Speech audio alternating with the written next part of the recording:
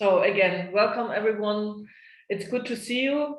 I don't know if it's also a holiday day for you in our region where Rainer and I are based. It's a religious vacation day, but because there are two kinds of religious day, one following the other, we said, okay, just let's take one of those and have this community meeting. The original purpose of this meeting, according to our previous timeline with the Global Digital Compact, was to have a review and discussion about the submissions on the Global Digital Compact. But as many of you might have noticed, the deadline for the Global Digital Compact and the submission, they have been postponed and put on hold in a certain way. And we thought that might also take out a little bit of the dynamics of the European Stakeholder Consultation. So we might not have the results that we would like to have at this time and place. So that's why we said, let's combine a discussion about this process with a community meeting that looks back to the first hybrid meeting this year in Trieste, possibly also including the two virtual meetings, and draw some conclusions for our next meeting, which is going to take place in Tampere in Finland in early June next year. And I have shared my screen, which shows the website. And I don't have prepared a presentation because I do think that the Secretariat is here to listen first and foremost. We would really like to engage with you in a very informal and open discussion about the three topics: review, outlook, and Global Digital Compact. And so that's why this is not a presentation style meeting. And I would really encourage everyone to take part in the discussion. If you feel comfortable switching on your camera, that would even add to the community feeling that we would like to achieve. So please do so, that is very much appreciated. And that's the purpose of the meeting, to have a informal discussion and kind of develop a plan forward to Tampere and Finland next year. Of course, we will have other occasions. We will meet, at least some of us will meet in Addis Ababa at the Global IGF. We might see each other at the IGF Global Consultation.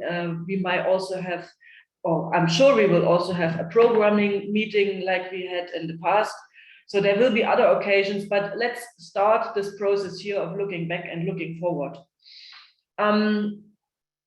To give you some more content for our discussion today, I would like to make you know, that's the wrong page, would like to make you aware where you can find some material which is under Get Involved, Participate. You see here our, or the site that is possibly quite familiar with you for the call for proposals. Besides the list of proposals on the website, we have also uploaded, as of today, 11 o'clock, the list as it stands now. You might know the call for proposal should end today. We can decide to extend it.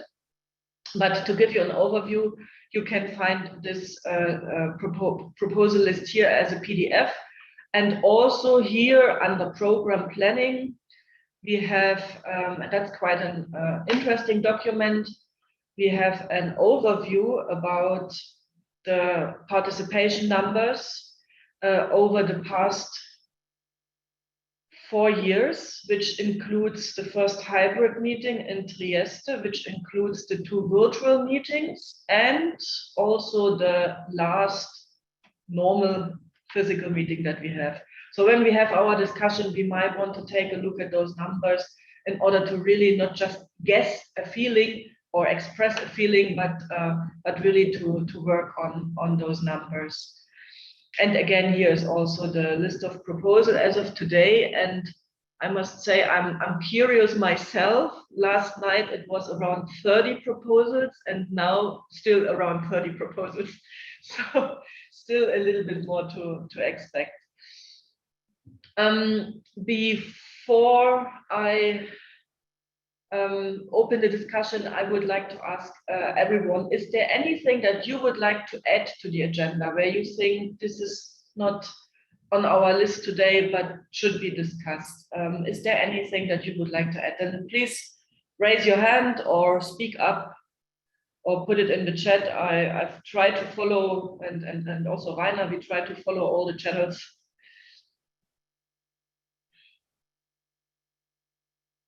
Okay, if this is not the case, you can also come up later. That's not a problem.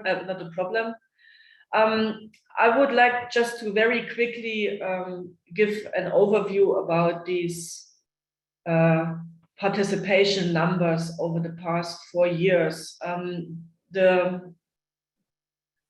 It's a matter of fact that the number of registrations, and I say number of registrations, that's a different number than participants attending on site. The number of registrations remained stable over the past 4 years, and this is also as it was the 5 years before, I would say. There was only one exception. So here, this year, you see we have 654 registrations. Last year, it was 703 registrations. There's only one exception in 2020, where we had 1,200 registrations. But this was an unrealistic number. And I think the reason for that was that we were one of the first national regional IGFs that started with a hybrid meeting, and many were just interested in how we organize the registration process and all this. So I think many just subscribed in order to see how we are doing it from a logistical side. But of course, we never had that much participants, neither in Zoom nor on stream nor anywhere. And then the last number from a physical meeting, which was a well-attended meeting in The Hague, that was 818. That basically brings it down to roughly number of participants picking up the badge of about 600. That was also a usual number, that we had 600 participants picking up a badge. And when we ordered food, we knew that we always ordered for about 350, 400, because not everyone is participating every day. Not everyone is attending each session. Some people, and this is a tendency which we could discover over a couple of years, some people just come for 1 or 2 sessions, might attend others online. That's a matter of fact. And that started even before the pandemic. We could see that already as a tendency in the recent years. So now looking at the number of attendees, and this includes the unique, or this includes the participants on Zoom, and this includes unique viewers on YouTube within 24 hours, and then some people choose to watch sessions later on. Rainer and I, we discovered that we are more or less, even with the virtual meetings, in the same range of participation as we've been with a physical meeting in the past. Now, the first hybrid meeting this year was sticked by a lot of challenges. COVID was still around. There was just another wave coming up. There was huge flight chaos in Europe. I know of some participants who booked, rebooked, and then have finally given up to travel to Trieste because Brussels airline was on strike, and all the other airlines had difficulties as well. And so we had only a very small number of participants participating on site, which was about 150 that picked up the badge.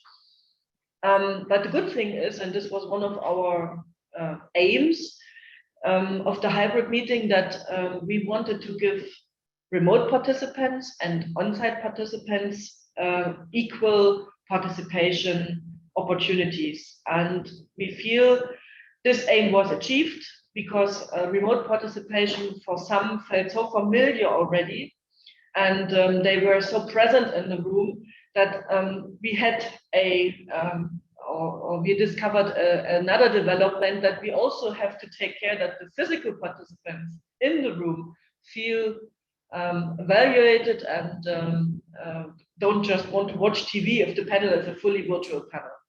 So these were some of the first findings on the numbers of participants, and I'm very glad that we have, as well as a representative from the former host, Roberto Gaetano, is here on the call. And we have also a number of hosts from this year, like EuroDIG and USO. Please correct me if we missed someone. And with this, I would actually like to give the floor to every one of you to just share your feedback. And what I will do here is taking note of all this, and that will then go into our assessment for next year. So don't be shy, raise your hand, speak up. We are eager to hear your opinion.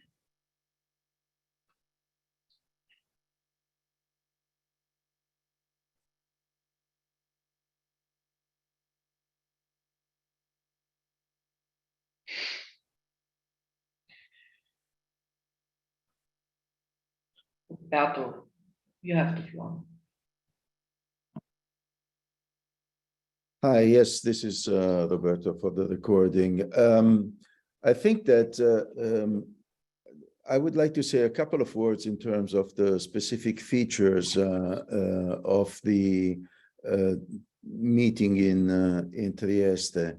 There were two things that are a bit unusual for EuroDIG. The first is that the whole meeting and actually the sequence of 3 meetings that started in 2020, that was the first one that was planned in Trieste, were heavily affected by COVID in different aspects. And I hope that's the only case in EuroDIG's meeting history, because I sincerely hope that in Tampere next year, the COVID will be something that we will be remembering from the past. The second one is that the main, well, the local organizers were deeply rooted in the scientific and academic world. There was a mild, so to speak, to use an euphemism, participation from government. We had no official speaker from government, actually. And everything, so that even the program was affected by this. The fact that that it was spanned over 3 years, I have to admit that in 2022, the third time that the meeting was organized in Trieste might have brought a little bit of fatigue in terms of this repeated organization effort. Some local organizations that were enthusiastic in 2020 had a very limited enthusiasm in 2022. So that has brought some consequences on the program. The other effect of determined by COVID is that the participation was necessarily reduced, but still with the excellent framework and organization by EuroDIG and partners, the hybrid meeting was a success.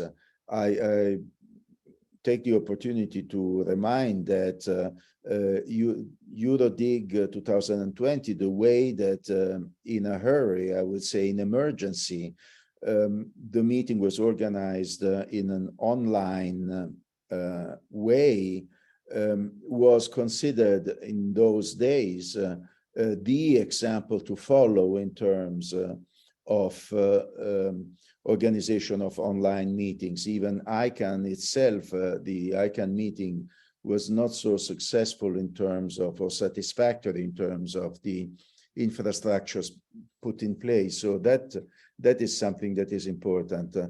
The last thing that was a consequence by COVID is an increased willingness to participate again in person when this was possible in Trieste, and besides the fact that what Sandra has already reminded, that was the difficulty or still in moving across Europe and flights and so on. I think that the fact that we could finally have one element that is essential in an in-person meeting, that is the social event. We could have a successful social event with very little need for financial contribution, although in order to make up for the lack of sponsorship, we had to ask people to pay their own for their own food and drinks. But we had an excellent response that was showing the willingness of people to get together and share experiences, and also outside the meeting rooms. So this are, in my opinion, some of the essential things that went in a different way from the previous meetings, at least the ones that I have attended before. Thank you. Thank you very much, Roberto. I pretty much share all your observations. This is also what my feeling was. Chris, you've been there in person, so you have the floor. Yes. Hi everyone. Good to see you all. So what I wanted to say, I mean, I think I agree with all that Roberto said. I think I do think the 2022 event was a good one. What I think is what we're going to find, and we found this year, and we're certainly going to find next year, is the proliferation and fragmentation, I guess, of internet governance events, or relevant events to internet governance. I think we already had some conflicts around the time of this year's event with other events that took place. I know we're already next year looking to RightsCon, which is a clash which we're trying to turn into lemonade by some coordination there.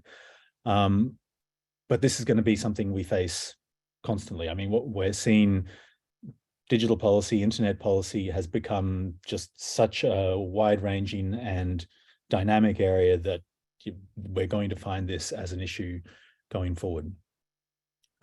So I think that's okay. I think we need to work with that and integrate that into our planning.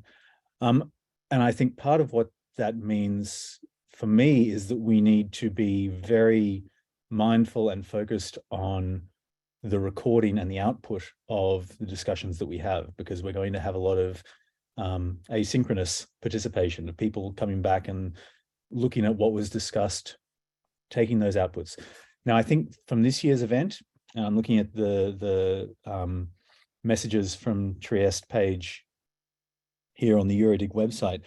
We did very well in terms of, I think that having those focus areas to scope and to sort of define the messages around was very useful. I think the people that we have from Diplo, I believe, who are writing those and pulling that together, are doing great work. I think it's really useful, and of all of the different internet governance initiatives that I sort of follow, I think EuroDIG is really leading the way in many ways in having digestible, concise, sort of clear and useful outputs of that kind there.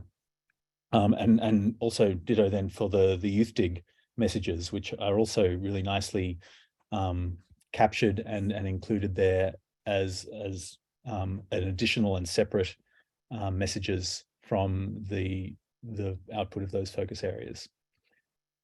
I think there's probably more that can be done as well. I mean, and the one point I was thinking and looking through this is all of those sessions at EuroDIG are captured in archives on video. There's a YouTube channel that EuroDIG has where all of that material is archived to an extent. It's not all chopped up into different sessions and clearly labeled as such, and it's not linked back to that page about the messages where we could quite easily link to, say, a YouTube video of the session that produced that outcome, that output, or that discussion. So I mean, that's work that obviously someone needs to do. It doesn't happen by itself, and I'm very aware that asking for additional resources in that kind of space also requires to think about where those resources come from. But I think that's a space where EuroDIG could be really thinking to even extend its lead in terms of having good discussions, having impactful, substantive discussions, but making sure that those are captured and are accessible very easily by people coming back after the fact, whether that's sort of the next day because they're time zoned out of convenience, or 6 months down the track when suddenly, the Global Digital Compact has been pushed back 18 months and people want to see what was the discussion when it first came on the table. So yeah, that's my main point at this stage. Thanks. Thank you, Chris. I think that was a very concrete proposal, what you mentioned last, to linking the messages with the videos so that you really can put source and result together. I think that's a low-hanging fruit. That's something we could really do. Next has raised a hand, which is Andrea Beccali. Thank you, Sandra, and good morning, everyone. I just wanted to add on what Chris, I think, already mentioned, is this proliferation of events happening. And we will see more than that, and the challenges of the remote participation. Now, there are two in particular that I think we should link up as soon as we can in the process of preparing EuroDIG. And one is certainly RightsCon, which is exactly the same dates. And we talked about that, so I just wanted to know whether you already reached out to them or what are the plans to integrate with their program. And the other one, as equally as important, is at least for us, at least for the policymaking world, is the Digital Assembly that will be under the Swedish presidency of the European Council, and is an event jointly organized by the European Commission and the Council. So I think it will be important to reach out to them early on to learn what are their plans for the Digital Assembly, when, and whether we can think of any integration of the two, since both will be hybrid. We can have a joint session. I think we learn now that hybrid is here to stay. We learn now that the proliferation of events is a fact. There are more and more, and we are facing the same issues that I can, but we have to be smart and see how to capitalize on that. And also, learning from Trieste,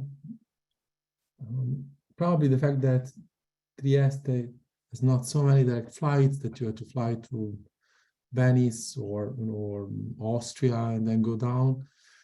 think this is also one part of the logistics that's kind of takes less of in-person participation. So my question is pretty logistical about Tampere, and how is the connection there?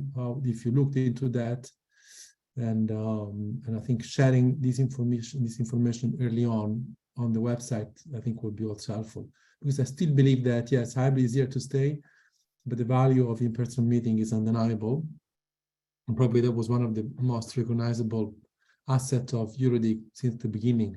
So losing that, I think it's a great loss. So these are my 3 points. Thank you. Okay, thank you, Andrea. As for the logistics, we've had our site inspection in Tampere already, and I would hand over to EuroDIG then to say a few words of the logistics. The flight situation is similar like Trieste. The big hub might be Helsinki, and then continuing by train, which is quite convenient, but some people might not like it. But also Tampere has an airport which is served by some airlines, but you can explore on that later. One thing I would like to mention in this regard is that if you have those big hubs like Brussels, Berlin, you name it, you have a higher number of no-show rates than you have in smaller cities, so to say. For instance, when we've been in Tallinn or in Tbilisi, you really get what registers, let me put it that way. Whilst in those big hubs, you have a 50% no-show rate, because so many parallel things are going on and people are very picky in where they go, and even if they are registered. So that's just one pro and con between remote areas. On the one hand might be a disadvantage, but on the other hand can be an advantage in terms that the no-show rate is not as huge as in those easy accessible big hubs. As for the digital assembly, I would also like to hand over to Juuso later on, because I know he was in contact with his Swedish colleagues already. And as for the RightsCon, I can give you an update. We had a call with Nikki from RightsCon and her team in late August already. And they are very much open and eager to have any form of cooperation. They had such cooperations already in the past, so they have some experience with that.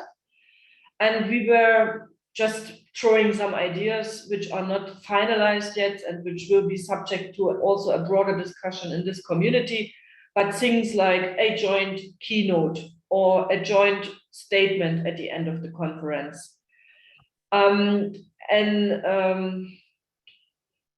That we connect the session organizers when they discuss the same issue, so that we kind of have synchronized discussions. The challenge is that that RightsCon is taking place in Costa Rica, and we have a time difference of 9 hours compared to Helsinki. So having synchron sessions is rather unrealistic, because when we finish, they will just start.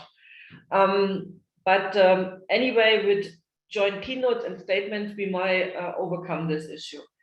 RightsCon's time for proposal ends in January, and we agreed that once their call for proposal is over, we will then reconvene or also meet at the IGF and discuss some further ideas how we can reconnect. So I have a note here before the IGF to reconnect and then possibly meet at the IGF if they are there as well. So this is underway, I would just like to say.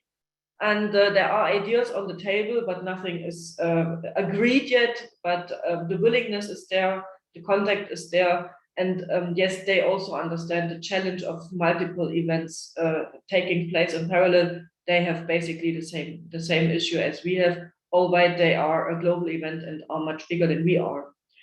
And now I would like to hand over to either Juuso or EuroDIG on the logistics and on the matter of the digital assembly. I don't know who want to start first.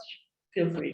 Well, this is Jüri Länsipuro. Perhaps I say a few words about Tampere.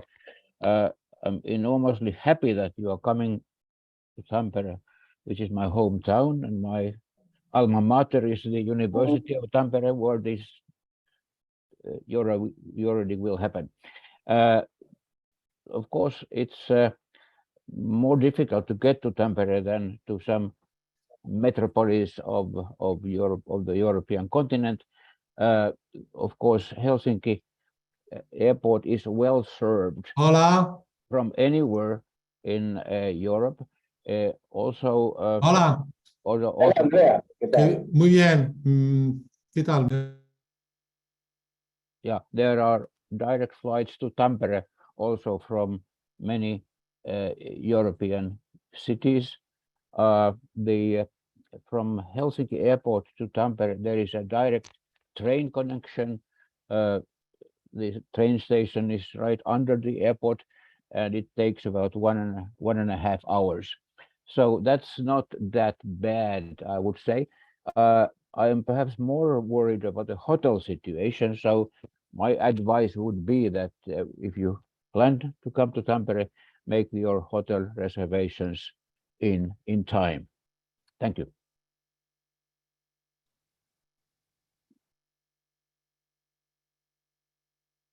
I should possibly add that during our site inspection in Tampere, I must say, I think we have the most compact and the best venue ever that would allow for informal discussions, short distances. And I was really excited by the facilities that the University of Tampere can offer. So it really, from a logistical point of view, offers everything that we would need for a successful conference. Juuso, I see you switched on your video, so you should be ready to be next. Yeah, thanks. Exceptional that I put my video on, so enjoy it while it lasts.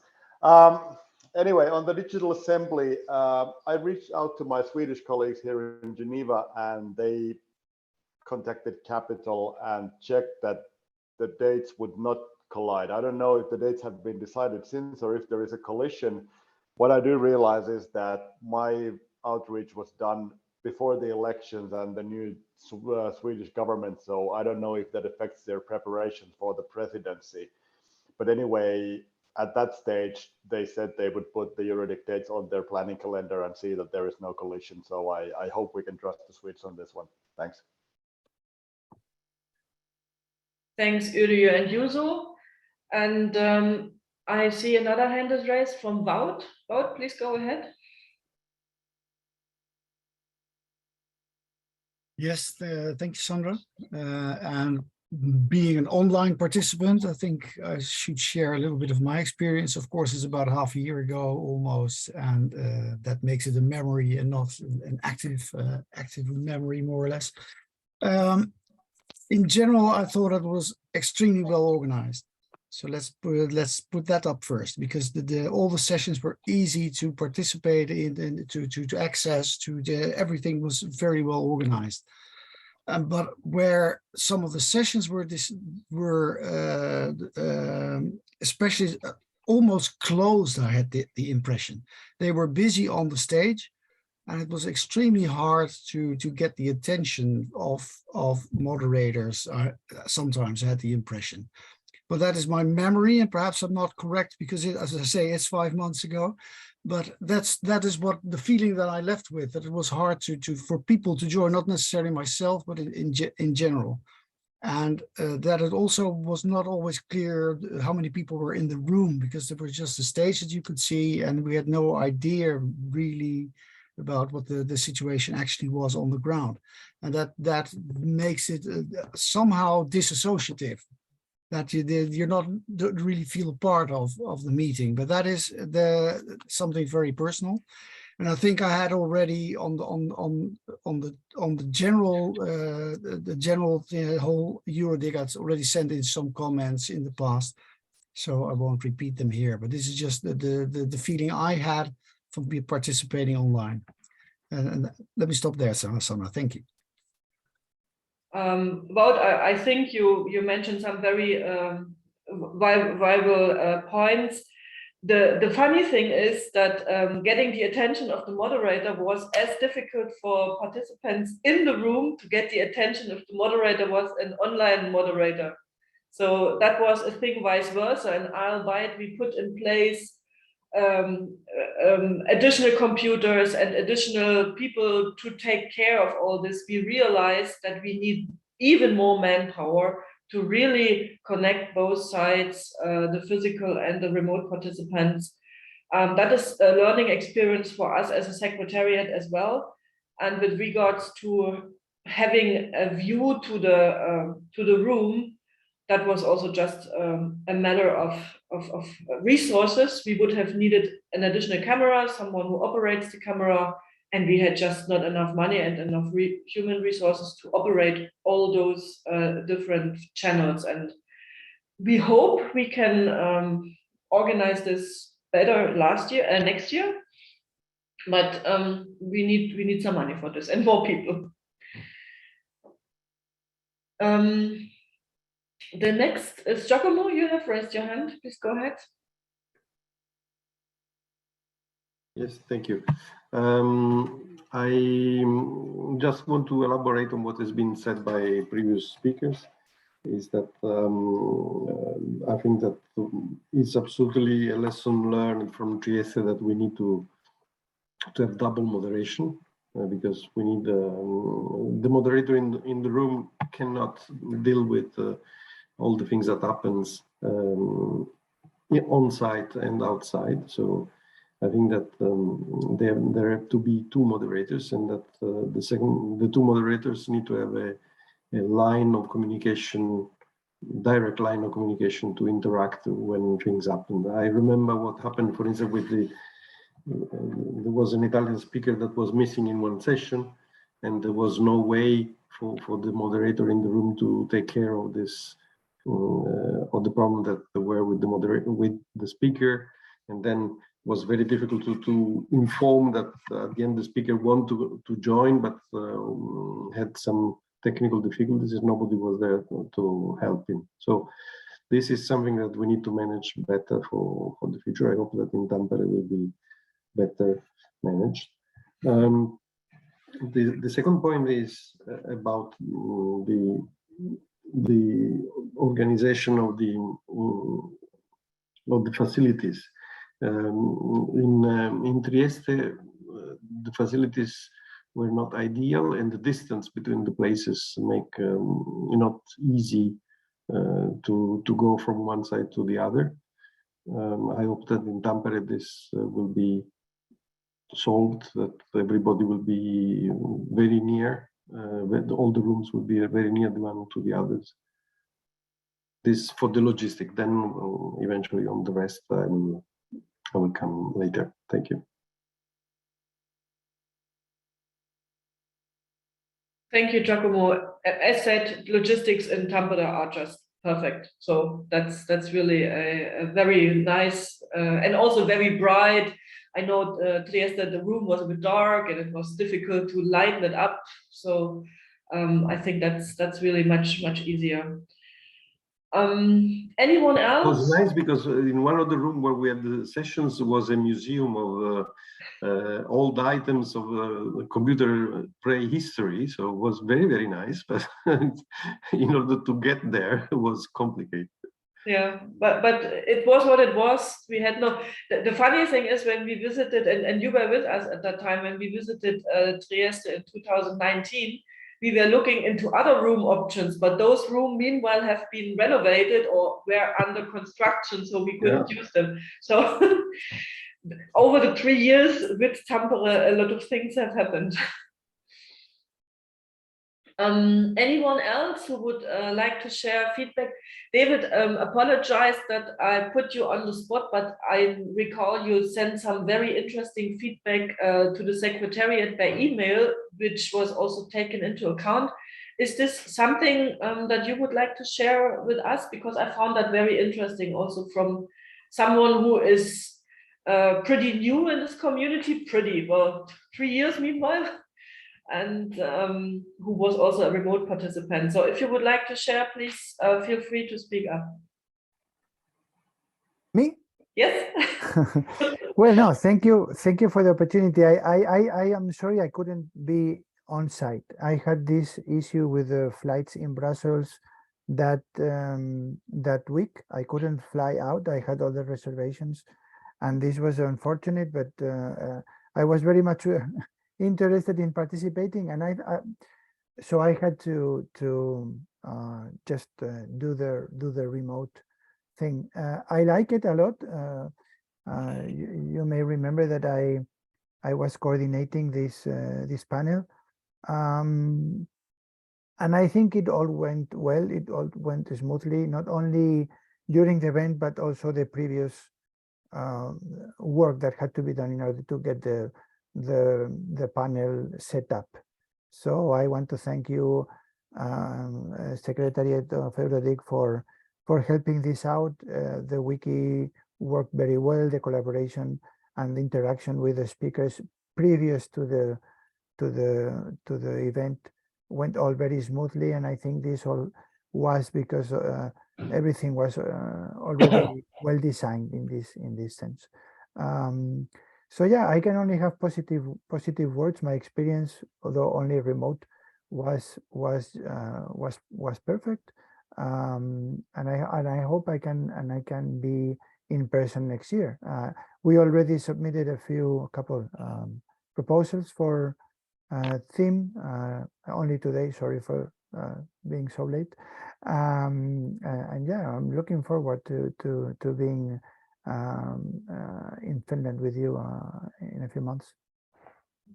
We hope you will make it this time. I remember the difficulties with the Brussels airline on strike and flights being cancelled. No, I think it was the airline. I think it was the people who make the security controls. Yeah, could be. Said, yeah, it was a mess. Okay, anyone else would like to speak on the point of review to EuroDIG? You can also include, of course, the virtual meetings, not only the Sebastian. Please go ahead. Thank you very much, Sandra. Sebastian Bachelier speaking.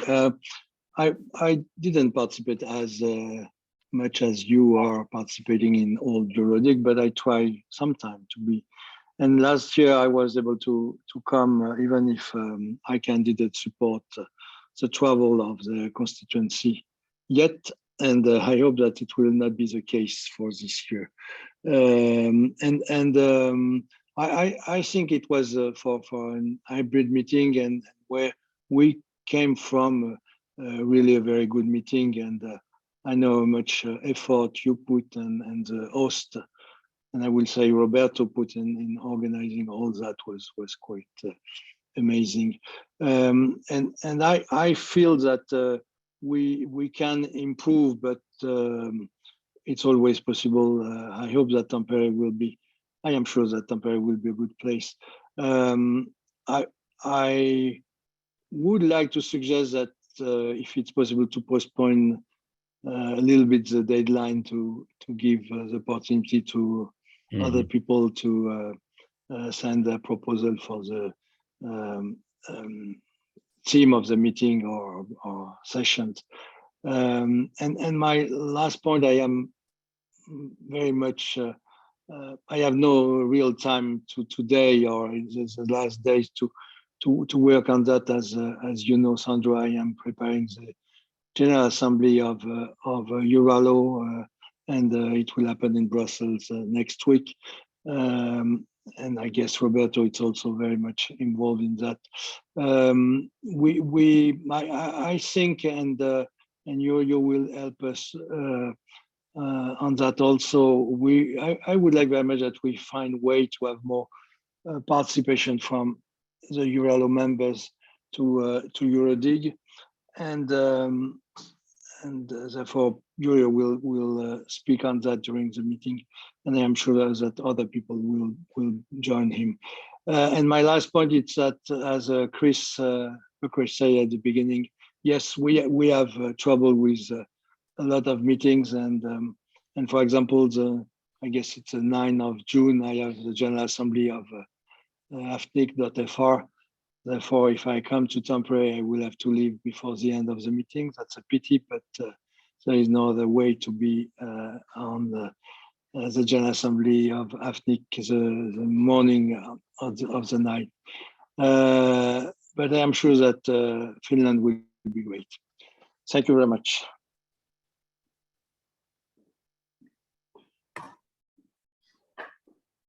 Thank you very much, Sebastian. And now I see Mark Cavell. Please go ahead.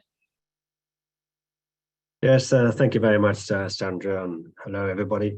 I was in Trieste, and I felt it was a very positive event.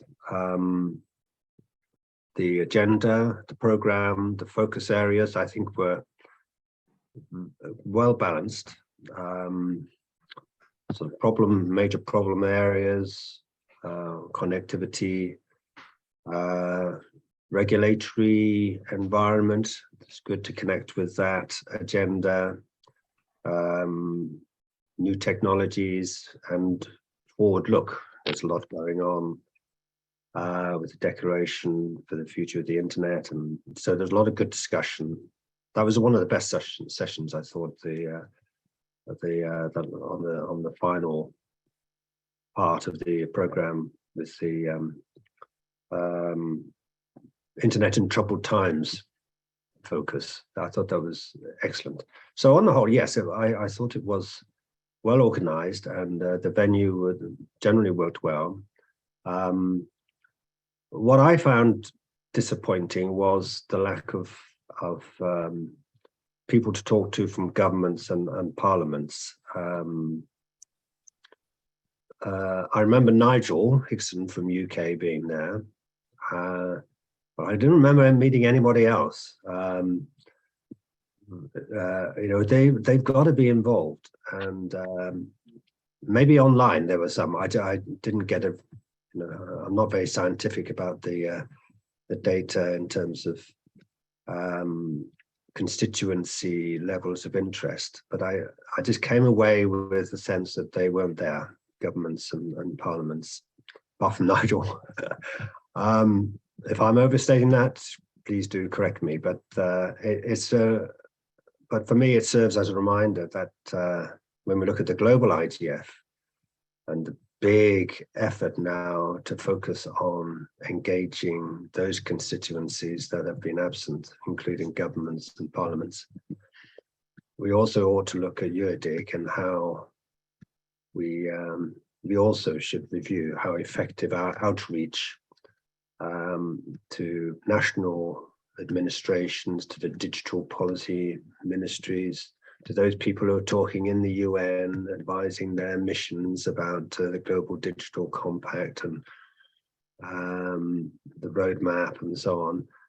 We've got to connect with those people and have them engaged in open dialogue. And likewise, parliamentarians from the national parliaments.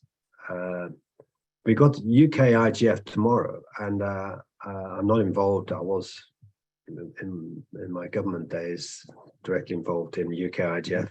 I'm no longer involved, but I'm going, and I'm impressed actually by how they've reached out not only to the government, to the ministers and the policy teams in the digital ministry, DCMS, but also they've got opposition parliamentarians involved. So I think that was an impressive move by UK IGF, and it's perhaps as an exemplar for other NRIs, not simply to rely on a formal invitation to the minister, but actually to think more broadly in the parliamentary sphere. Okay, that was my main point. I hope that's helpful. Thank you. Thank you very much, Mark. Giacomo, you would like to continue? Please go ahead. Yes, can I take a small revenge? For Mark, it's easy to reach ministers because in the last 3 months you have the past minister, the current minister, and the next minister. So you have a large choice of ministers, and this makes easier for you. That's right. There's a big pool of experience. Welcome in the club. We have this in Italy quite often. So apart of the jokes, I think that this is a crucial point, because I think, as I wrote in the chat, that the lack of government representative, even the usual one that we had in the EuroDIG, was because we have this overlaps with the digital assembly. And I think that this is one of the main points that we need to be sure that we can manage.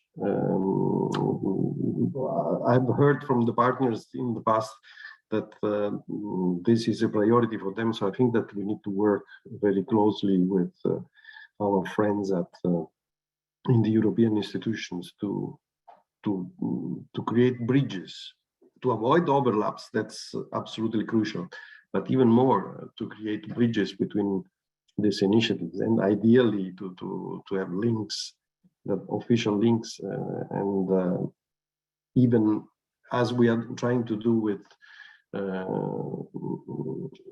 with other parallel events, even if it's not parallel, but if there are things that debates that start in one place and continue in the other, so that the bridge exists and there is mutual recognition, this would be very useful for all of us.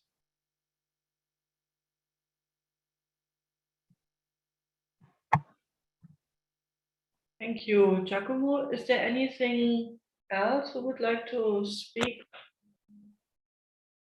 Otherwise, I would summarize the bullet points that I have taken here. So one of the first comments, and also we ended with that the low participation of governments for whatever reason needs to be overcome, including parliamentarians. And I would even add, last year the local community was not well represented. Usually we have half of the first timers coming from the local community. I understand that might have been an issue of fatigue over the 3 years that we have been virtually in Trieste, and but really next year we should again have better numbers in terms of engaging with the local community. The fatigue of the host, that was a matter of fact of the pandemic. Nothing is can be done about this, and I must say, and again I said it already, I was personally really thankful to have the Italian hosts on our side during these 3 years. That kind of gave me personally some stability on navigating through these troubled waters in this time where you didn't know what's going to happen next. So having Roberto and Marco and also Armando and the teams behind them on our side, that was really something that helped me a lot to continue in these difficult times. So thanks again, Roberto. And also I think Roberto deserves a special applause for organizing the social event, because that's one of my next bullet points here. I think we all agree that a social event is not just about having a party. It's really something that we must do, and that we must do right, so that people can get together, because those traveling to a site, they want to meet, they want to have a discussion, and they can best do it on a social evening with a glass of beer and something to eat, even if it's on a very low level and they have to pay the sandwich for themselves. Obviously that was accepted, that was not a problem. I think that can be a concept for the future, but we must do every effort to organize a good social event. Then the point of conflicting events are increasing. I think this is something that goes on for quite a while already. And I see this, that many organizations, also like UNESCO, for instance, they invited me to a multi-stakeholder event next February in Paris. Tomorrow, the Czech presidency, they are doing a multi-stakeholder event on digital issues, not tomorrow, the day after, on 2nd.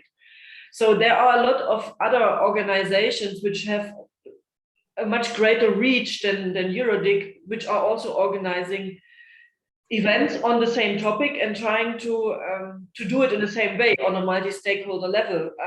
I think we still have an advantage because we have a really robust system of community participation, but those events are kind of competitors, and we will have to see where we find our place in all this. I have also taken note that the focused messages around the 4 focus area were something to go forward with, and that we could even do more effort and a very concrete proposal on linking videos with messages so that people can understand where the message actually comes from, how it was built in the discussion, and not only have the information put on the wiki.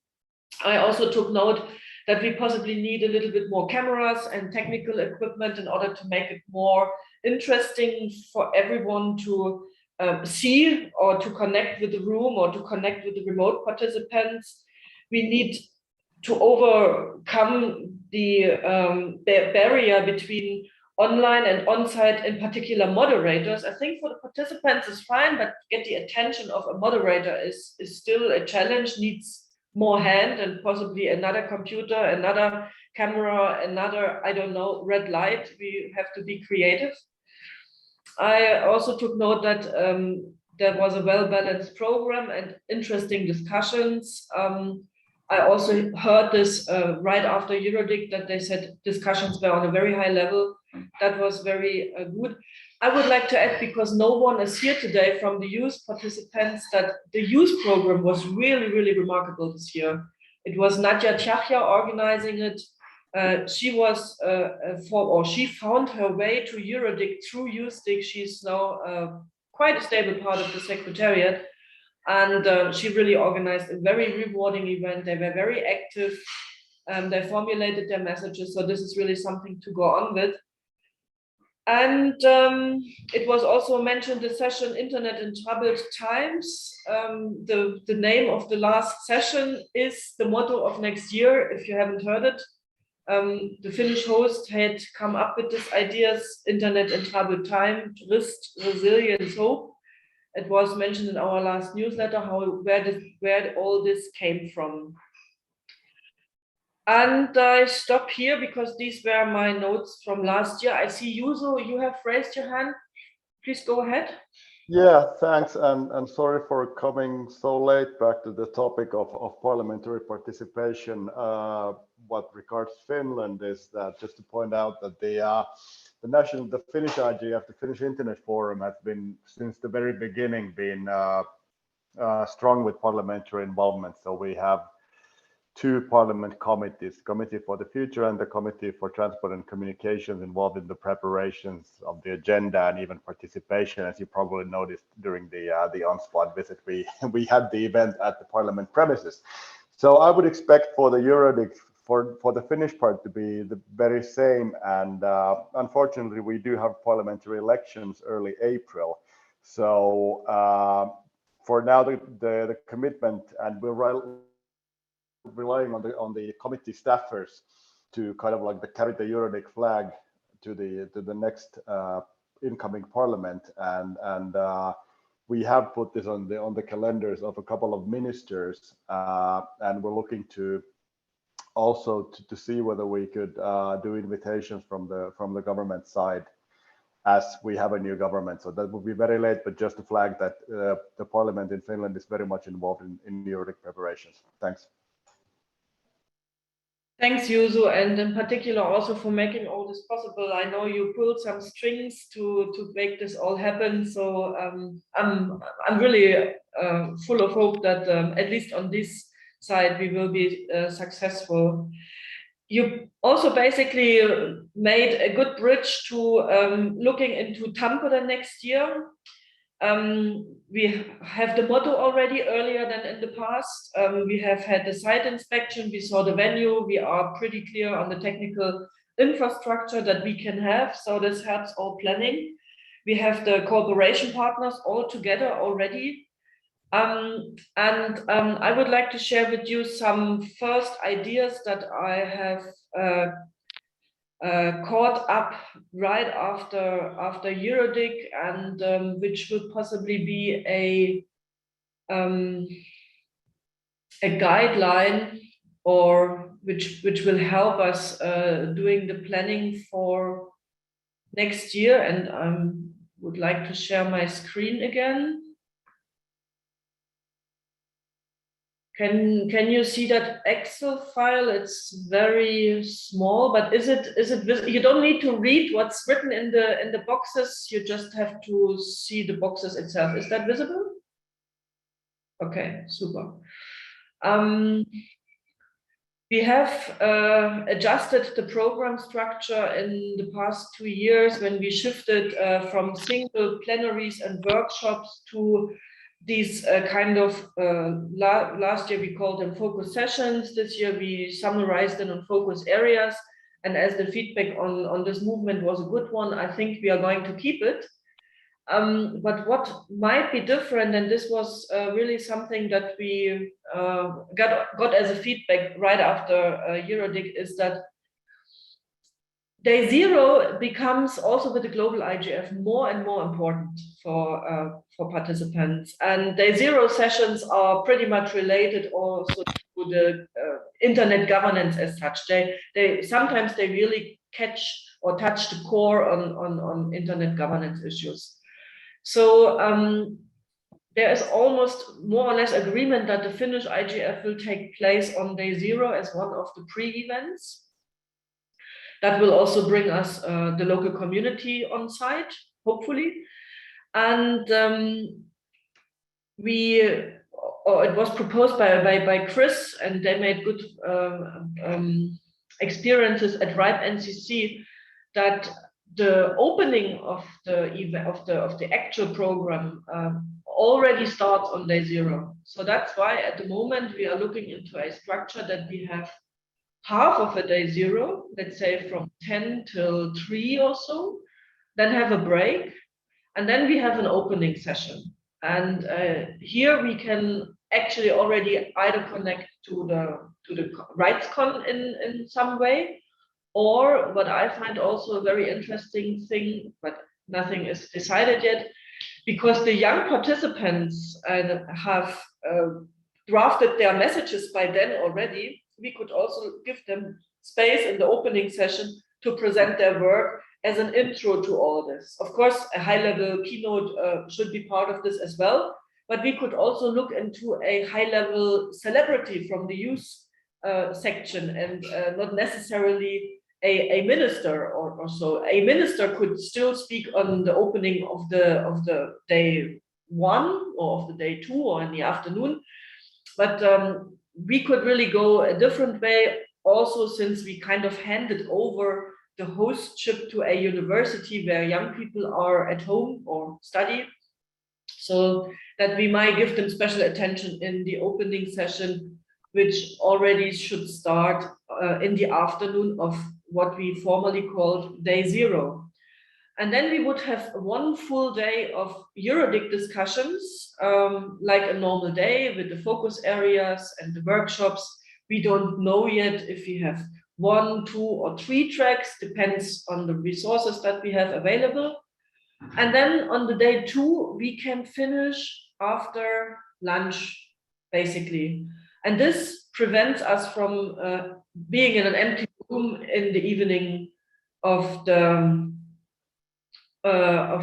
second day, because many times it happens that people try to catch the plane or the train, and we end up with even less people in the room. So that's at the moment an idea to go forward with, that we have a slightly changed program structure that might also lead us to cutting it down to 3 focus areas, but I don't want to go too far here, because we have to wait what the call for issues and the other input is bringing us on the results. So to see in which direction this has to go. Okay, are there any questions to this program structure?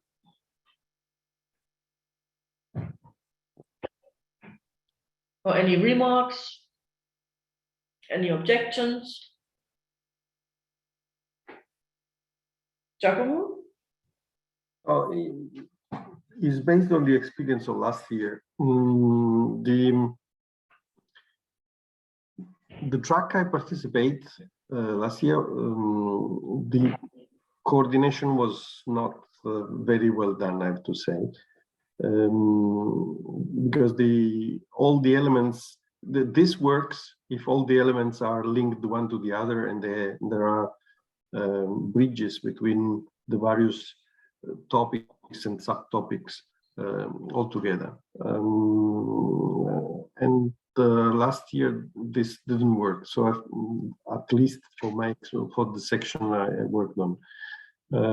So I think that we need to have more attention to that, more involvement from the Secretariat and from the matter experts in order to create this fluid relations between the plenary, the workshop that are related in the various segments of the program. Because if this doesn't work very smoothly, then you have the risk of saying the same thing in the various episodes of the same story. If the idea behind this innovation is that is the same storytelling, and there are various parts of the storytelling that then arrive into a common final storytelling. And if it doesn't work, if the single items doesn't fit into the others, then the narration is not so fluid and the message is not so fluid. That's the first thing. The second thing is about the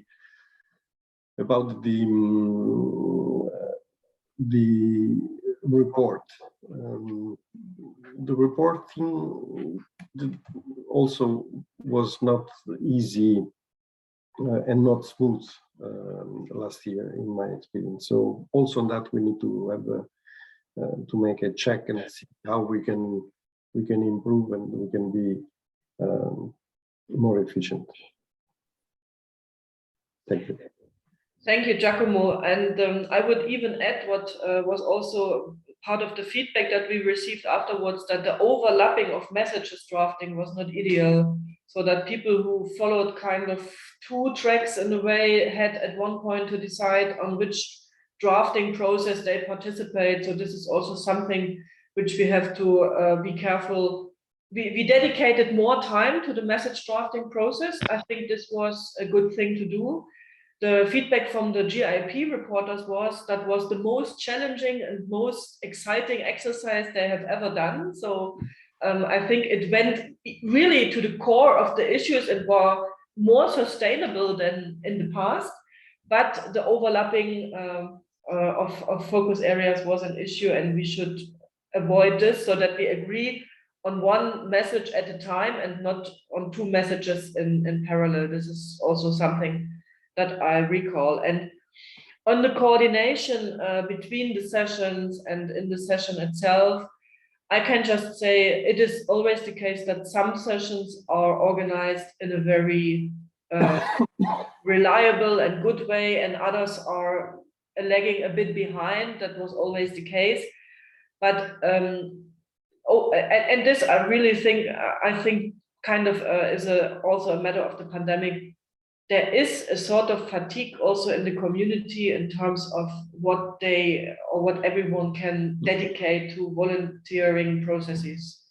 I think we have to find, and I don't have an idea yet, I think we have to find different means of participation in a multi-stakeholder debate across the continent than we are doing it now. I think the system of self-organized session with subject matter experts taking care of a special cluster has reached its limits, and I hope to get some input at the global IGF. I will try to speak to many of EuroDIG or other NRIs, how they are doing it. I think we have to find a new way of how we organize the session in a either top-down or bottom-up manner. I don't want to stick too much to those terms. Of course, the whole thing should be a bottom-up process, but sometimes you might take some top-down decisions which are acceptable for the community, because the community itself has not anymore the energy and the dynamic of building such a program in a way that Giacomo was expecting and describing it and how it basically should be. This doesn't say that the some sessions itself had brilliant discussions, but to connect all the bits and pieces, this needs really another effort and another team of experts and committed people. And here I see that a lot of work is still done by the same people. Mark and Wout. Mark was first. Mark, please go ahead.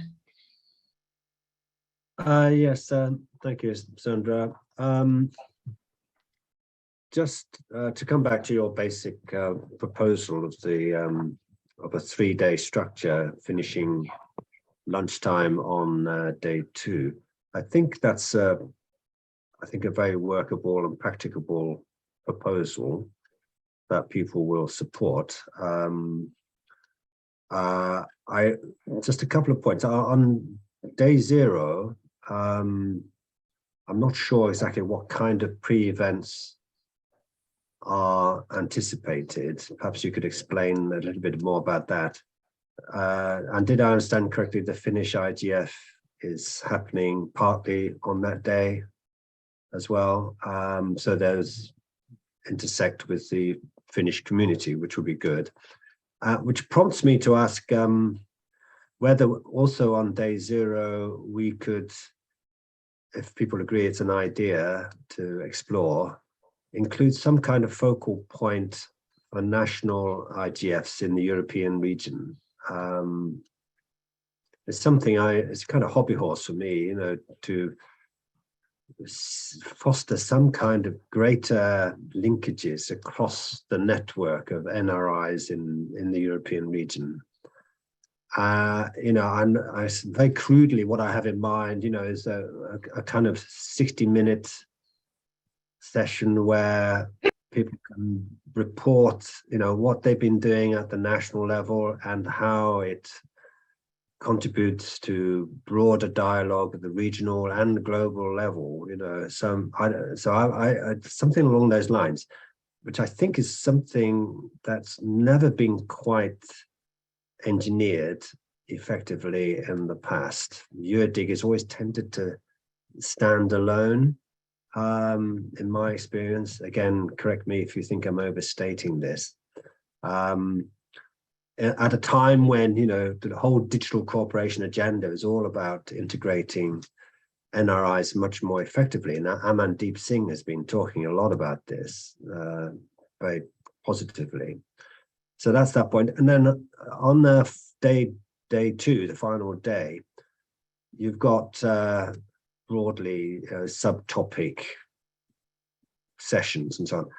I think it would be, as a suggestion, it would be good to have some big thematic issue to finish in the sort of last hour or so of EuroDIG on day 2 that would keep people engaged right to the end.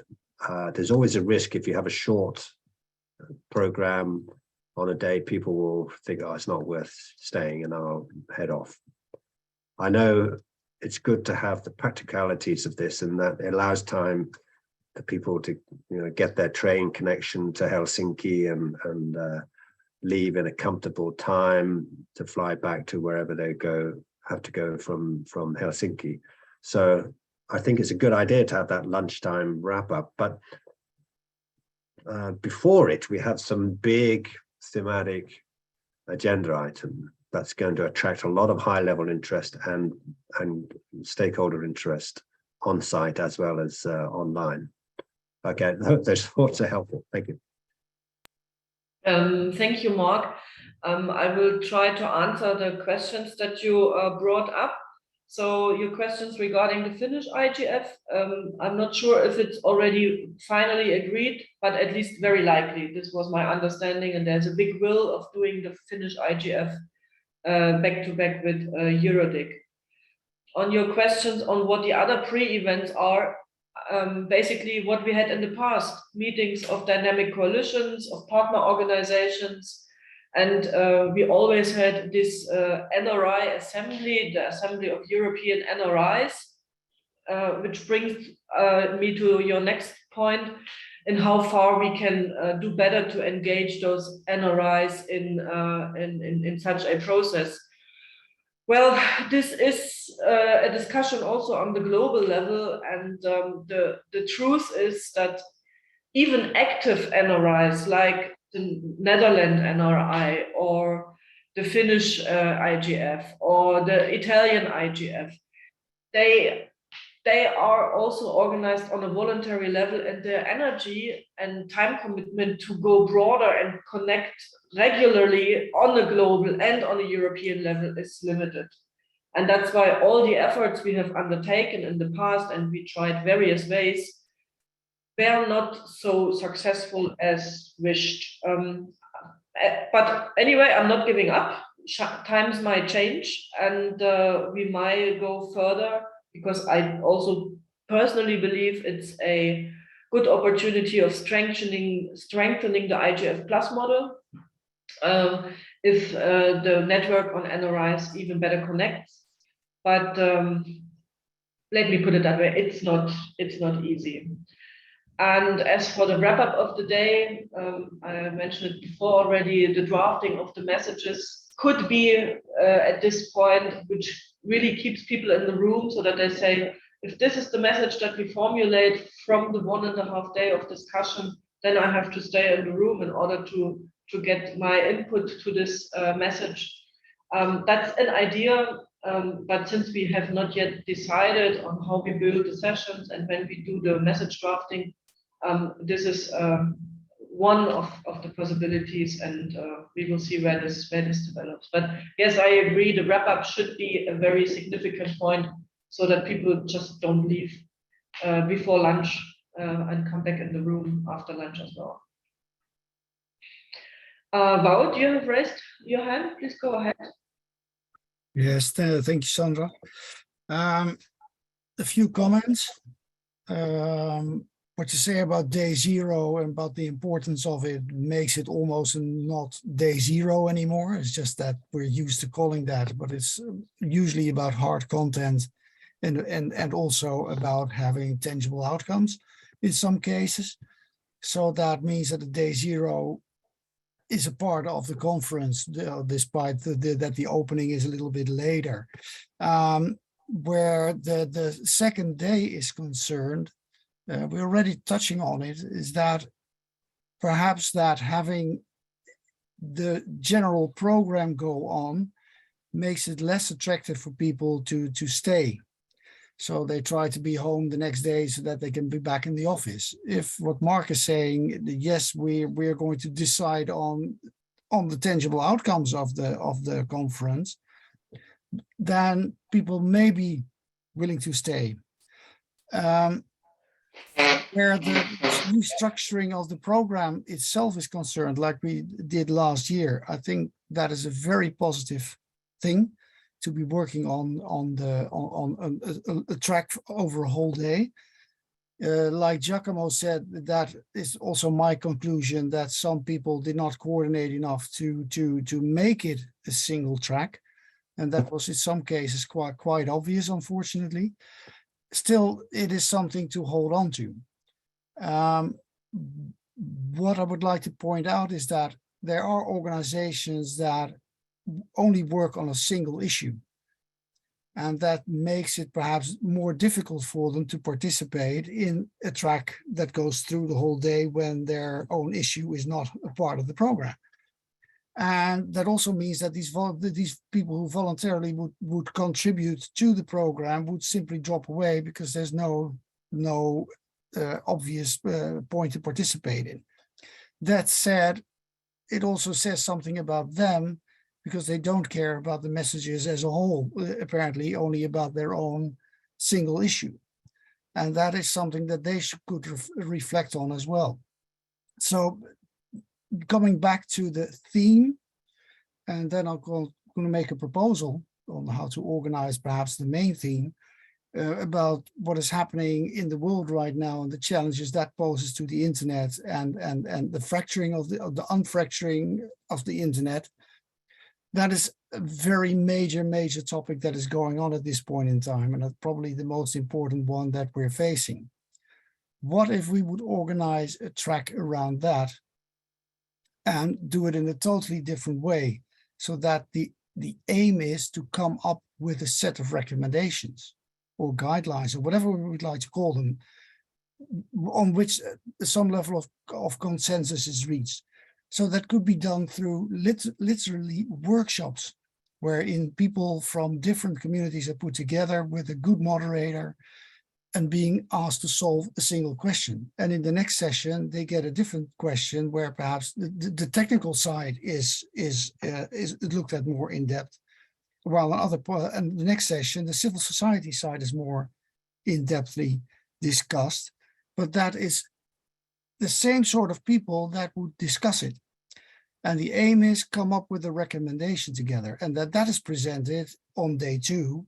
And whether that's after lunch or before lunch is not that relevant.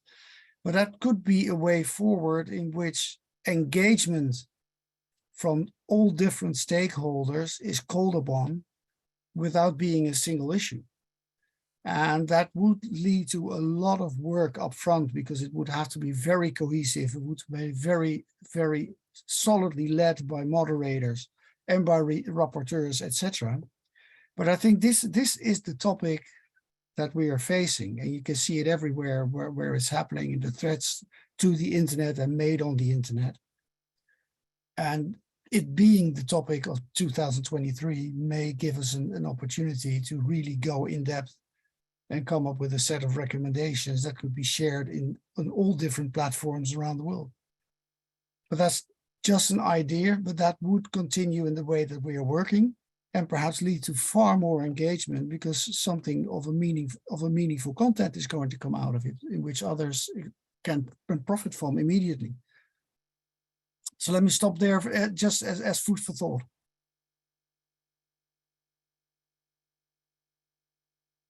Thank you, Wout. I tried to summarize in one bullet point what your proposal was, and please correct me if I got it wrong. You propose that a group, might that be civil society or a mixed group or a group after a focus area, comes up with a set of recommendations that is then put out for discussion by the broader community on day 2, for instance. Is this what your proposal was entailed? Yes and no. The discussion can be taking place in different work groups around a theme, so that we have identified a few themes under the moniker of the threat to the internet, and from there recommendations are proposed, and they could be discussed on day 2 in a final session by everybody present. And that would be an experiment, just like we experimented this year. And yes, Chris, I read your note, but it's perhaps worthwhile trying to get more commitment to the internet governance process, as we all agree at this point that it becomes harder and harder to engage people, and the single issues like we are usually discussing within the IGF context are obviously usually not really going anywhere, because the next year we discuss the same topic. And by grabbing the bull by the horns, more or less, may lead to the fact that we do not have to discuss the same topic the next year, because we've said all that need to be said under the current circumstances. Mm-hmm. I see there is also a lot of discussion going on here in the chat. I really think this is something that will continue further on how we formulate the messages. I think beginning of next year, IGF might be opportunities, but it's good to start this discussion already now and develop ideas around how to do it. Chris, you would like to reply on this? Yeah, I mean, to continue the conversation without there. And I generally do hate to be in the position of shooting down positive ideas. I don't think I think finding positive ideas and finding solutions is definitely what we want to be doing. But I'm also sort of acutely aware, well, currently working on a sort of longer term project to try and develop some guidelines that might be useful around sanctions and how they're used, and sort of being, from my own experience there, it's a long-term thing. It takes we're looking at sort of 12 to 18 months really of, engaging people, getting the groundwork done, getting the sort of the agreement, getting the sort of the iterations, etc. And we're using the IGF. Possibly we'll be able to use EuroDIG next year as a bit of if not launch, at least a sort of last sort of consultation or sharing venue. But yeah, that's sort of where I say I think I can see EuroDIG as it's currently focused around, you know, very much an event, being a very useful tool in those kinds of processes. And I can imagine with DCI SSS as well. And I think you have used EuroDIG in the past with the DCI SSS as that sort of an event. But yeah, and just as I was saying here, I think, again, what you come back to is that kind of integration with processes like that, again, requires us to have a bit of sort of the agenda, or at least those parts of the agenda, solidly in place further out than we've been used to in recent years, because those processes need to be able to be sure that there is going to be a session for them that they can integrate into their workflow at EuroDIG 2023. So yeah, like, again, there are multiple reasons, many reasons why trying to solidify at least parts of the agenda well in advance and more than we've done in recent years is a beneficial thing to do. So yeah, thanks. Thank you, Chris. Anyone else who would like to come up with some ideas and thoughts on next year's EuroDIG? Sebastian, please go ahead. Thank you very much, Sebastian Bachari. Two things. First, as I am one of the organizer of the French IGF, who will take place the 5th of December, I will try to gather and provide output of French IGF to EuroDIG. And regarding the proposal to have well in advance a program, definitely yes, but we need to leave some room for, I would say, last minute situation where internet is evolving so quickly that we need to have some place open to allow last moment topics.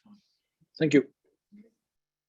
Agree, Sebastian, and we have those hot topic slots since quite a while, since we were overwhelmed with the Snowden revelation in 2013, and ever since we have space for a sort of hot topic discussion, if there is any.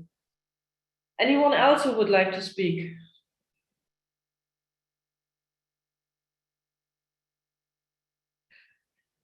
Mark, please go ahead. Yeah, thanks very much. Just sorry to come back in again, but just one thought that about the timing of EuroDIG next year. You mentioned right at the beginning about the Global Digital Compact process, and I think you said it was on hold, but described it as being on hold. I don't think it's actually right to describe it in that sense. Tech envoy Amandeep Singh is talking about the GDC at every opportunity and explaining the dynamics, and there's much more detail coming through now with each successive presentation he makes. Those who heard him at the Commission on Science and Technology for Development a few days ago will have heard a lot more about the planning. And so, as you said, there was the deadline extended to 31 March for the current consultation, but he's also now talking about further targeted consultations in the spring and the writing of a report, which I think he said would be presented to the presidency of the UN General Assembly over the summer, so June, July time. And then there's this ministerial meeting focused on digital in September, which will, as I understand it, really be the start point for the negotiations by the member states. So it shifts from a kind of multi-stakeholder process, which he is championing very positively, to government-led multilateral process from September onwards in New York. So when it comes to deciding the themes for EuroDIG, I think my suggestion is to chime the structure of themes to the GDC major themes, as we've seen is being done by the IGF Secretariat for Addis. The themes there are really structured around the GDC. So I don't know if this is already being considered for EuroDIG thematic structure, but I would advocate it, that the structure does reflect the big issues that the GDC is going to include within its scope, and that EuroDIG, having done a consultation of stakeholders, and by that time hopefully we will have some results from that consultation, we then actually orient the results of that into the structure of the EuroDIG event. So that's my thought, to throw into the sort of thinking about thematic choices and so on. Thank you. Thank you, Mark. And you moved our agenda already over to the last point, GDC. And I shared here on the screen our commenting platform, where I can see there is not really much of input so far. So to say, there is zero input on the Global Digital Compact, on our stakeholder consultation. And of course, for this Global Digital Compact, we do have the extended deadline now from the tech envoy until 31st of March, and we should keep that deadline. But let's see where this all goes. I have a little bit the concern that also here with postponing again and again the deadline, because it was already postponed once, we are losing the dynamic of all this. For instance, to share a very practical experience, we had the fellows from the European Summer School this year working on this submission for the GDC, and they were drafting something which should be submitted.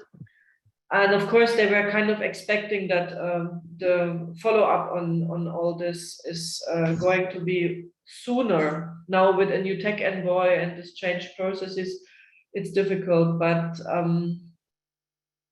Sandra, if I just come back in, I mean, Amandeep was saying it's not a postponement.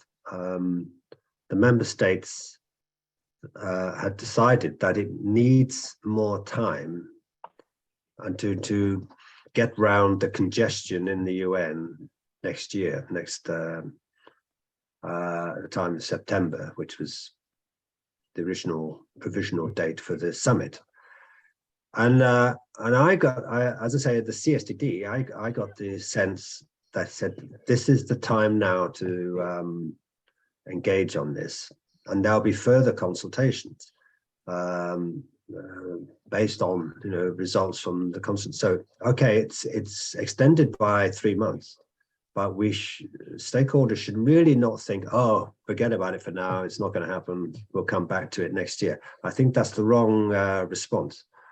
People really have to think now, and we ought to, I mean, I actually circulated this information to the CSDD meeting about our consultation at EuroDIG.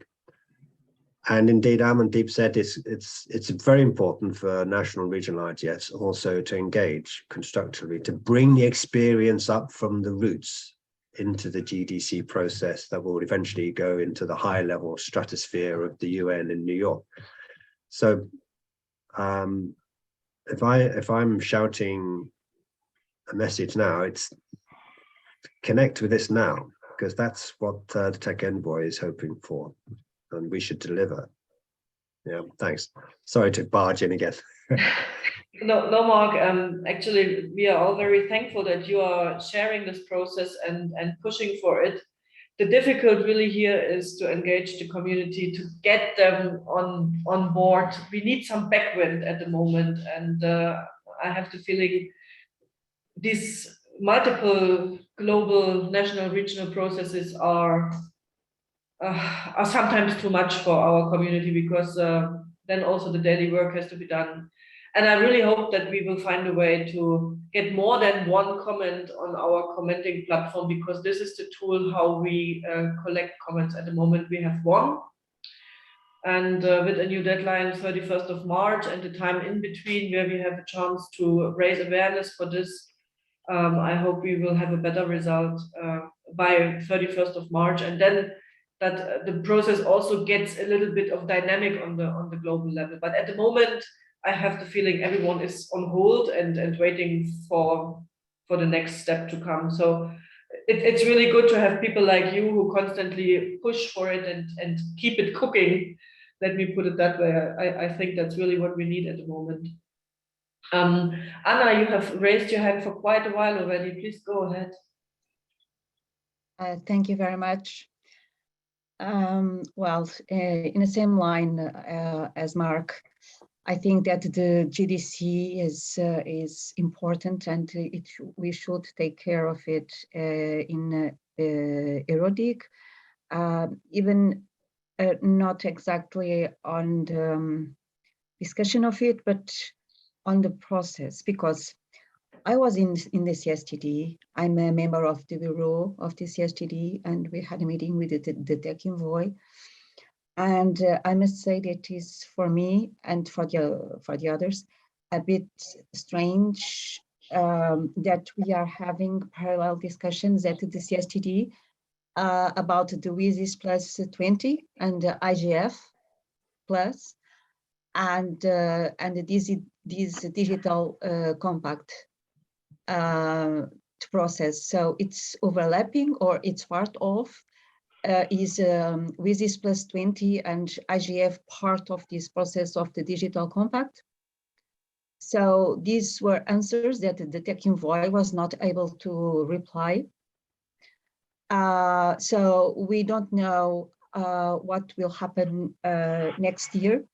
And there will be a meeting of ministers of foreign affairs next September in 2023 about the future. So it includes the Sustainable Development Goals plus the Global Digital Compact, and which will prepare a summit in September 2024. So it will be a summit about the future as well, this time with the heads of state from all over the world. And so these two moments were totally important for the process, because we have IGF until 2025. It was emphasized and underlined, talked a lot, the national and regional IGFs to the tech envoy. We noticed the importance and to have everybody engaged in the process and in the digital policy, internet policy, and he's pretty aware, but he's quite new. So he was appointed, nominated July, nominated June and appointed July, so something like that.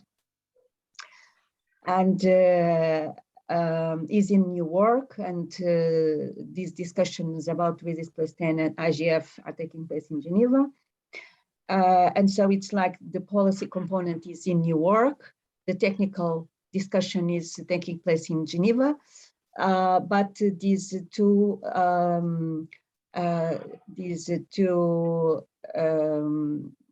discussions, they can't be taken in parallel. They should merge in the same way. So it will be important to continue to follow and to cover the GDC and to see how it might influence the EuroDIG next year. So the themes, everything that is organized for me, it's very well, but some room to include some elements that will come up from this discussion. In the beginning of next year, I think that we'll have a roadmap about the discussion of the Global Digital Compact, and it will help us to fine-tuning our agenda for the EuroDIG as well. Thank you. Thank you, Anna. I took note of what you said, and yeah, that might indeed be one of the tasks for EuroDIG, and maybe not only at the event, but also in between the years, to constantly look at where the processes overlap, where are they going, and how do they relate and connect to each other. I agree, this is really something we should take more attention to. Is there anything else? I think for the Global Digital Compact, we are clear, we have the new timeline. It's open until 31st of March, and we will design the process around it, which to a great extent includes the outreach to the community so that we get the dynamics within Europe. Everyone agrees it's a good thing. At the moment, I just don't see any results, but as said, the deadline was postponed for the second time now. I do have a question on the call for issues, and I really would like to hear your opinion. Usually you might remember that the call for issues ended at the end of the year. With the subject matter experts this year, together we thought about it might be good to have a set of focus areas already on the horizon when we come to the IGF, and have an opportunity at the IGF to discuss those focus areas and then ask for further input on all this. Now, at the moment, we have 30 proposals. I would say there were quite some substantive proposals. I think this is something we could work with, but I wonder if we should extend the deadline for the call for issues, or if we should take it as it is now and then develop the program further with the input that we still get during the IGF from our partners, from the host. As said, the call for issues is not the only element, which is an element to build the program. Are there any hard feelings about it, whether to close it today as it was announced, or to leave it open until the end of the year, as it was the case in the past? We would really like to hear what you think about it, or if you would feel it would be helpful to keep it open, or if we stick to our original announcement and close it today. You. Yeah, thank you. This is Yrjö speaking. I think that we should keep it open. And at the same time, of course, we should start preparing what the focus areas should be, and so on and so forth. But I think the main thing is that there should be an opportunity for proposals. This deadline was, of course, earlier as usual, and I have the feeling that many people have not yet caught the idea that the time is now. So let's keep it open, but at the same time, let's start preparing the focus areas. Thank you. Okay, thank you, Yrjö. I also read in the chat that there's support for keeping it open for a while. I mean, we could also use the IGF as a matter of outreach to the community, engaging them to submit issues. Chris is asking if there are any glaring gaps from your perspective. Chris, I must admit, I just came from vacation. I didn't have a look in detail. I just saw what is on the list already is not just small bullet points, but are indeed worked out issues. How they would form together a program, I can't really tell you. I'm not into that. I don't know if Rainer already had a closer look at this, and if you would like to say something. No, okay. Okay, Chris says, I'm not opposed to keeping it open, but with the initial deadline passed, I think it would be reasonable to share an initial idea of an agenda. But it's not too source intensive. That's the question, how we move forward now. I mean, we could also take the results, look into it with the subject matter experts, and try to engage a discussion about this during the global IGF, where I hope we get a lot of attention in our town hall meeting on, because at the end of the year, we should have the focus areas. That's the aim of all this. And we can come up with the details afterward, but having the focus areas by the end of the year, that would be really our aim. I see there are two hands raised. I think Wout is first because he appears first on the list, and then Chris. Wout, please go ahead. Thank you, Sandra. I'm in favor of closing it. It's not like people don't read their emails. They know this for weeks now, and as you said, there is always an option to add something later on in the program. The reason I'm saying that is that we had a discussion how important it was to identify these topics early, and that we're so far ahead of where we were. So let's proceed. And if something comes up during the IGF, for example, or somebody sends an email saying this is a really, really important topic, it can still be somehow be taken into account. But we can at least proceed in the tempo that you've envisaged at this point in time. So I think that that's why I would say close it, but have a little backdoor sort of. Concerning the GDC, I had a comment there, but I was still thinking about how to put it. What I notice is that there is a lot of discussion about this is in the end going to be something between nations, between nation states and representatives of nation states. So what is the value of us doing all this work and bringing it in when as a community, we don't have any part in what in the end is going to be decided? And perhaps that is the narrative that needs to be changed somehow, that if we do not put anything forward in the first place, you don't get a seat at the table, even if it's at the back of the table, but you don't get a seat at all.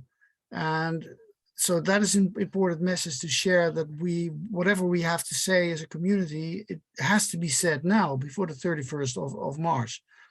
The other is, I know that Mark is working on this topic, but perhaps it would be a good idea to see if there are some volunteers who are willing to sound out the let's call them the members of EuroDIG for what their topics are, because as you say, people are on their daily jobs, and this is all extra.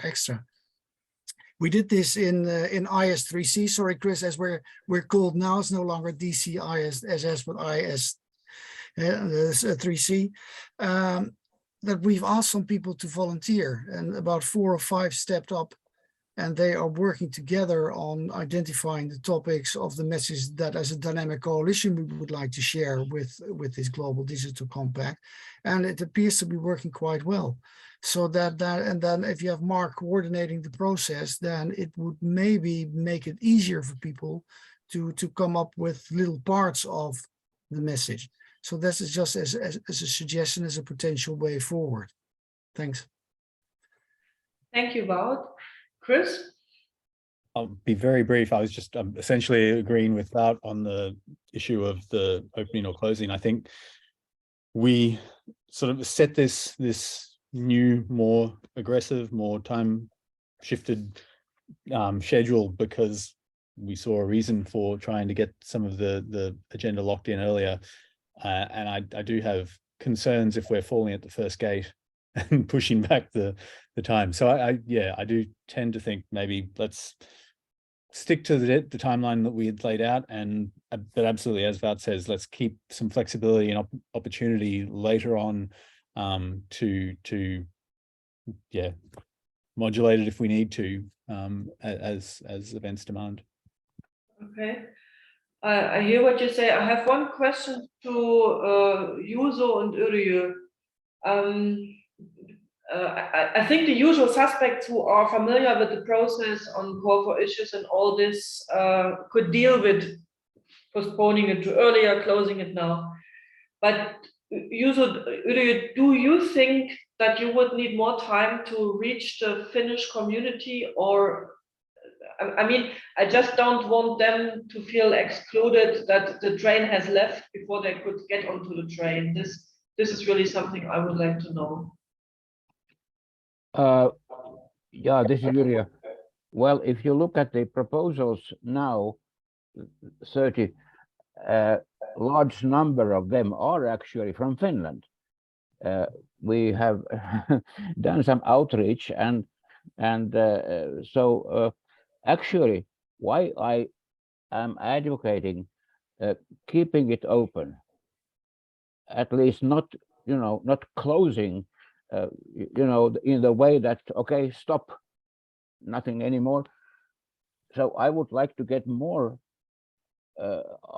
proposals from the rest of Europe, and as I said, I still think that this deadline for many people came too early. Thank you. Okay. Wout, is that an old or a new hand? That's a new hand, right? Yeah, I forgot to ask one question. You already said you're just back from holiday, so maybe you don't have the answer. But last year, working towards the EuroDIG, you identified that there were hardly any new topics involved, that they all were topics that had been discussed 1 year or multiple years before. Do you notice that there are any really new cutting edge topics coming up, or are we still discussing the same topic probably again in 2023?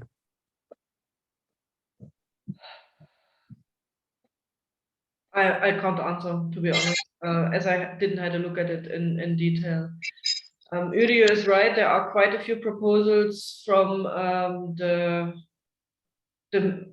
Finnish, or at least Nordic community, and also there appear quite some new names if I look at it, and that for me is fact in itself that we might get new issues on the table. I'm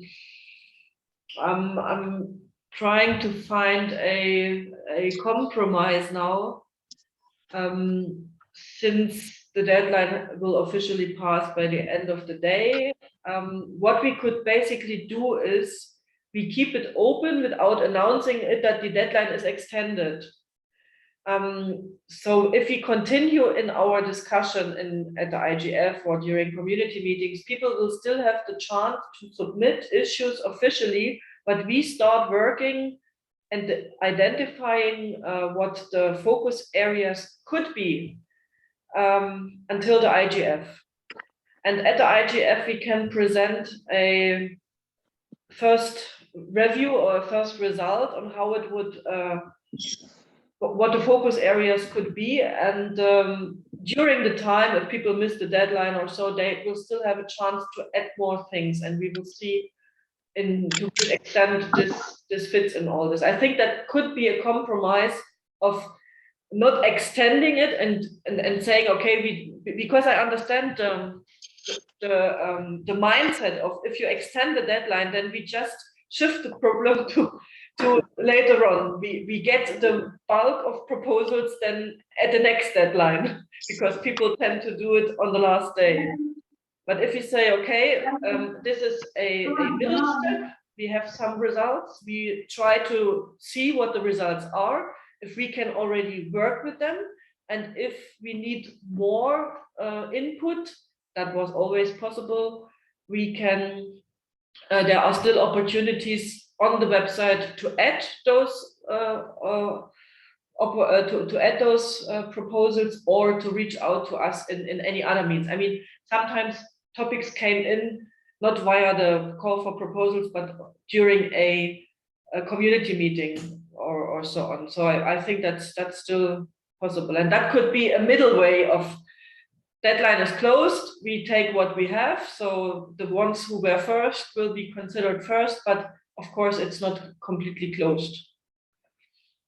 I see there is some Are there, oh, let me put I didn't read the chat now. Are there objections to this way forward? No objections. Okay, then let's do it that way. We keep it open. We will look at it together with the subject matter experts and the hosts and see what the results are. And we will present them at the Global IGF, put them out for discussion, also announce them in the newsletter, etc. So that a discussion about this set of focus areas, potential focus areas, can start. I think that's pragmatic. And with the aim to have the focus areas by the end of the year. That should really be the aim.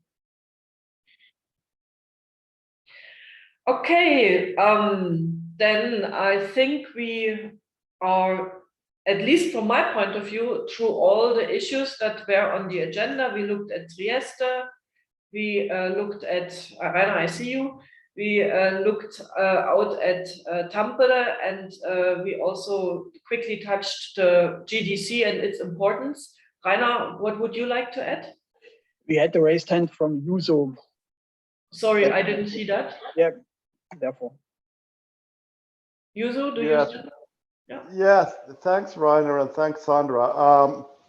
Pretty much everything that I thought I would say has already been touched upon or said at the chat. I mean, first of all, I don't think that the Finnish community would need more time, so I tend to agree with Yuri on this one.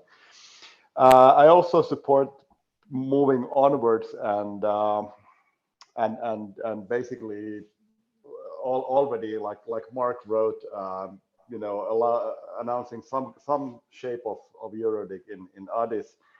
But I do think that we might want to leave the door open. The Finnish IGF process starts usually early in the year where we're going to have the events, and in order to maximize the synergies from organizing these back to back, we need the door to be open both ways. I mean, we need to kind of signal that this is what the EuroDIG will be about, but at the same time, if the Finnish process then comes up with something the EuroDIG might benefit from, I'm hoping there would be some flexibility in the agenda, but in general, just to state that there is no need from the Finnish perspective to extend, but move on. Thanks. Okay, thanks, Juso. Very helpful indeed. Okay, anyone else who would like to? There's space for urgency provided. Of course, we will keep a slot for hot topics, so that's something given. Wout, would you like to reply? Yes, thank you, Sandra. I kept it to the end. That last week or 2 weeks ago now, I was present at a conference here in The Hague, organized by Milton Mueller by his Internet Governance Project, and that he put forward the proposition that it's time to stop calling internet governance and to call it digital economic policy. And he did that because he is of the opinion that exactly the theme of this year's, EuroDIG is becoming so important that it's not about internet governance anymore, but about the power on the internet and everything around it.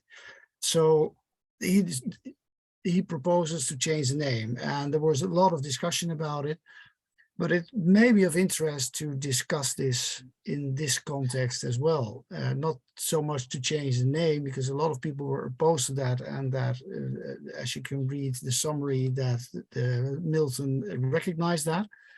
But the main facts are that this is not just about names and numbers anymore. This is not about the IETF anymore. This is about truly the power, who holds the power over the internet. And I think that is something that ICANN, RIPE NCC, Internet Society, IETF, that are usually participating in some way in EuroDIG and IGF should recognize. And I think that is something of a main theme that I have not put forward, because I can't put forward a theme anymore. But it is something which is really at the heart of what we stand for as EuroDIG. So to have a discussion like that on the power of the internet, that doesn't exist, but also what happens if nation states grab that power, is something that we may want to discuss and hold a strong opinion upon. Wout, I do have sympathy with this, and what I just posted in the chat shows that I have also already thought about this along those lines. I'm not sure we can make it a EuroDIG, but I much more like the word cooperation than governance, because this is what it's all about, and it's not only about the internet, it's possibly even more about international cooperation. So we can basically more or less keep the acronym with the slight change at the end, which possibly is not advisable. But the notion of cooperation and how it all holds together, I think this is what the core is. And I also believe this is how we would get the new generation. And Yuri, you mentioned it in Tampere very rightly. For the young generation, the internet is like the water cup that comes out of the wall. And there's no need to discuss what are the regulations behind the water coming out of the wall unless something falls apart. And in the same way, they kind of assess the internet and how it works. And if we keep talking about internet governance, we might not engage with the young generation, because we have to change our terminology. But if you take that analog, that water coming out of the wall is something that is being discussed at this point in time somewhere around the world. Gas coming out of a muzzle is something that is discussed as is not. Sometimes it's a crisis that nobody participated. Food has become something that is inaccessible because of what is happening, and the same is happening on the internet, basically, because it's all part of the same fight. And is that something you can discuss in an internet governance environment? I'm not totally sure, but it is something that if this water coming out of the wall is accessible to everybody everywhere, it does take nation states to cooperate with internet institutions. And if that is something that is being contested, I think that we are going to have a major issue somewhere in the next years. And that is a topic that surely needs to be recognized, not just here, but also on the other side, because nothing comes out of their wall, they have an issue as well. I think that was a good closing word, Wout. Very nice spoken. Thank you. And we are also 5 minutes over the hour. The call was scheduled for 2 hours, but I think we have touched on everything. I thank you very much for the engaging discussion. That was really helpful for our future work in the Secretariat, how to move forward, how to bring the bits and pieces together. We will make a short summary, publish that on the website, and we will also publish the recording for those who were not able to join us in the call today. They can watch it later on. And we will possibly meet you online or in person at the IGF in in Addis Ababa. And elsewhere, for instance, I'm at the multi-stakeholder event of the Czech presidency. Is anyone else participating in that one? No? Okay, I will share if I get any news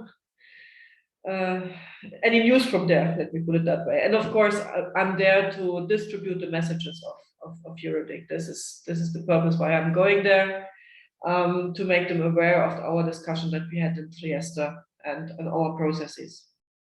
With this, I would like to thank you very much. Wish you a good rest of the day. Might that be a holiday or a normal work day? And I'm looking forward to see you somewhere in the world soon, latest in Tampere next year. Bye-bye. Bye all.